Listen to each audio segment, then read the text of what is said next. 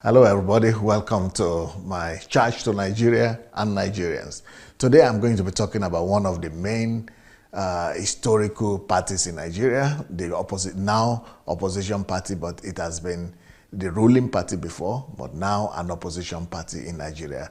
I'm going to be talking about PDP today. Why PDP might never rule Nigeria again. Now, in 2015, after their loss in the general election, the party decided to apologize to Nigerians.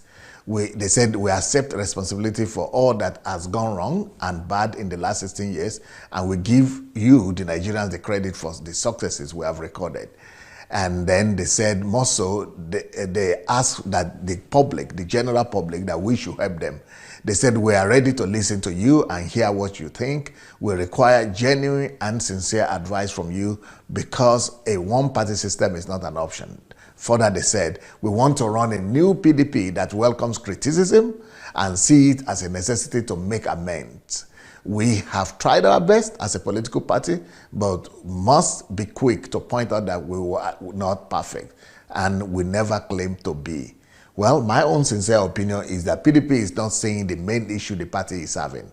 It's not a matter of being perfect or individual mistakes. No, no, no. The problem of PDP, which might deprive our power in Nigeria politics for so long, is that they don't see the problem. They don't see the main problem, the main challenge that they are having.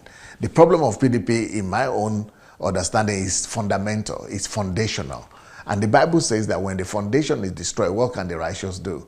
Even though there might be good people in the party, however, if the foundation is faulty, even the righteous is helpless. PDP's major problem is the ideology. Their ideology is conservatism and capitalism. It is conservative party, and it's a party that is based on capital. It's capitalist party. It is a party that is built on oligarchs and feudalists. So it's a feudalism party, it's an oligarchy party. Whereas a few what is oligarchy and feudalism? That's where they gather all the big men, the rich men, a few of them in the country, and then all the masses. So maybe they have 200 or 2,000 of such big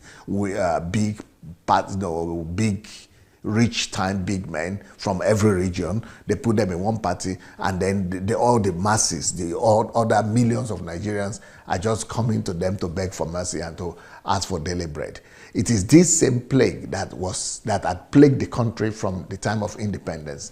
The first national government of Tafawa Balewa and Nnamdi Azikiwe had a similar construction, which spelled doom to the First Republic, because they also had a group of Nigerians, the rich Nigerians from all over the country, and it was also a party of oligarchs and feudalists. When the military came to power to replace them after the first coup, they blamed their recklessness and their opulence of lifestyle for the reason for the overthrow of the government. The same thing happened in the Second Republic with the NPN. And they were also blamed, the military that overthrew them also blamed the collapse in the economy and blamed them for the opulence lifestyle that they were living. So NPN was a party that was full of rich, fat, and robust politicians. But then the military put an end to their reign. So it is the same thing, but this time, thank God, it is not the military that put an end to the reign of PDP, it is APC. But even though APC themselves are not learning too much lessons, because the same people are running up and down from one party to the other, but that is the problem of all parties in Nigeria. Party of rich men, and it's not party of the people. The parties must reshape and redirect their focus so that they will become party for ordinary people rather than party for the few rich and opulent Nigerians. If Nigeria must progress, our political parties must focus on the ordinary people, both in their ideology and in their practice. If there is an edge that the APC right now has over this PDP, is because at least they seem to have consideration for the poor to some extent, especially considering Buhari. Buhari is regarded, especially in the north, to be a grassroots person, somebody that cares for ordinary poor people. That's why they are winning. If not because of that, if not for the Buhari factor, these parties would have been the same. It's the same party, PDP and APC. In a country where only 500 people are really truly rich, the super rich in Nigeria are only 500, then maybe there are 10,000 that are, having $1 million and above. But otherwise, it's a poor country. So the party must reflect the situation. The parties must reflect the situation of the country. It must reflect the real, normal, ordinary Nigerians, just like the AG, party did in the 50s.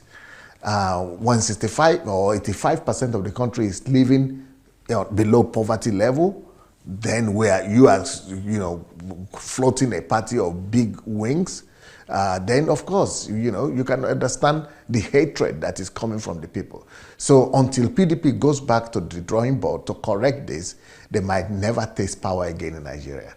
So that's my opinion, and they said they needed advice, so I'm giving them my own piece of advice. For the love of God, church and nation. Peace.